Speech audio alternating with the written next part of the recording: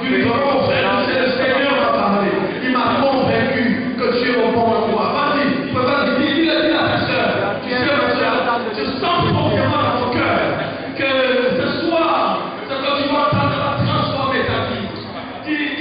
Dis à ton voisin, dis à ta voisine, j'ai pitié des démons de ta famille, j'ai pitié de Satan par rapport à la victoire que Dieu va te donner. Dis à ton voisin, ceux qui te moquent de toi, on n'aura plus quoi dire quand ils te verront ressusciter. Nous sommes dans la période de la fête de la Pâque où nous célébrons la mort, l'ensevelissement et la résurrection de Jésus-Christ. Nous croyons que Jésus est ressuscité. Nous croyons que Jésus est vivant. Nous croyons que Jésus vit pour l'éternité. Est-ce que vous le croyez? Est-ce que vous le croyez? Mahomet est mort, il n'est pas ressuscité. Bouddha est mort, il n'est jamais revenu à la vie.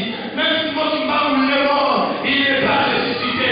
Mais mon Jésus de Nazareth, il est mort et il est ressuscité. La Bible dit que le troisième jour, il est ressuscité. Il est sorti du tombeau, vivant et vivifiant. Alléluia. Est-ce que tu le crois? L'apôtre Paul dit ici, il n'y a pas eu la résurrection de Jésus, notre foi est vaine. Je bénis Dieu, ma foi n'est pas vaine. Quand les problèmes viennent dans ma vie, je peux les affronter parce que je sais que moi, ma foi, elle n'est pas vaine. La foi du musulman, elle est vaine. La foi du bouddhiste, elle est vaine. La foi des islamistes, elle est vaine. La foi des Bahaïs, elle est vaine. Mais moi, ma foi, elle n'est pas vaine. Parce que je crois en un Dieu qui est vivant, qui est vivant. Je vais entendre dire Alléluia. Il est vivant. Il est vivant. Il est vivant. Jésus a dit, cette génération n'aura pas d'autre signe si ce n'est celui de Jonas. Et de la même façon que Jonas a été retenu pendant 3 jours, c'est de la même façon que le Fils de l'homme, le 3e jour, ressuscitera.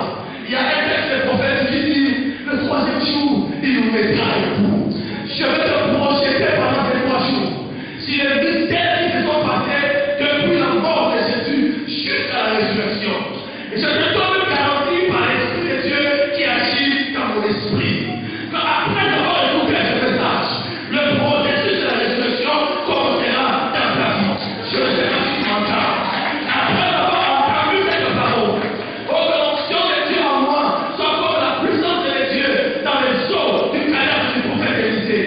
Comme contact avec moi, quand tu me prêtes de vie, dans la puissance de Dieu qui agit dans le ministère du prophète est là pour relever la vie. Est-ce que tu le crois? Est-ce que tu le crois? Que tu sens dans ton cœur que tu vas faire quelque chose. On va lire ce texte. Ça va être long. Tiens ton voisin, ça va être long. Mais ça va être bénéfique. On va lire un texte. C'est sur la mort de Jésus. Alléluia. Les chrétiens du monde entier aujourd'hui, ils célèbrent la mort de Jésus. N'est-ce pas? N'est-ce pas? Hein? Vous savez, les chrétiens aiment les produits de la croix, mais ils n'aiment pas la croix. Les chrétiens aiment tout ce que la croix donne. La bonne santé, la prospérité, mais ils n'aiment pas la croix. Les chrétiens aiment l'œuvre du Seigneur, mais ils n'aiment pas le Seigneur de l'œuvre. Les chrétiens aiment les dons de l'Esprit, mais ils n'aiment pas l'Esprit qui donne les dons. Aujourd'hui, je veux t'emmener à la dimension où la croix ne va plus effrayer.